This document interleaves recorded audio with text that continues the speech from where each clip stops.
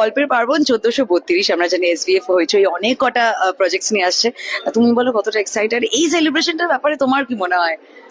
ভালো লাগছে, মানে দারুণ লাগছে, সবাইকে এত সুন্দর দেখাচ্ছে।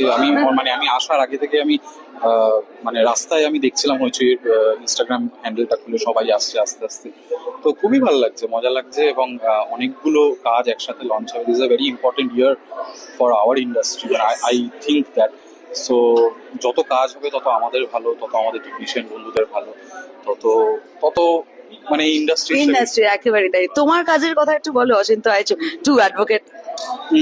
অচিন্ত হ্যাঁ করার কথা আছে। এবং দেখো, আমি না শুটিং না শুরু হলে আমি না কিছু আমার কিরকম একটা করে আর কি। তো শুটিংটা শুরু হোক, কাকাবাবুও করারই কথা, মানে সেরকমই চলছে কথা। তো লেটস সি। আচ্ছা, একটা লাস্টে সবাইকে প্রশ্ন করছে যে হইচই সিরিজে তোমার ফেভারিট কোনটা, মানে সত্যম যেটা কখনো মিস করে না, এই অ্যাক্টরের কাজ সিরিজ আসলে আমি দেখবোই, কোনটা সেটা ফিল্ম হোক বা সিরিজ? দেখো, অভিনয়ের দিক থেকে বলতে গেলে একটু বায়াসড হয়ে বলি, দাদুর কীর্তিটা নিজে করেছি, একটা মজার গল্প, ভালো লাগে।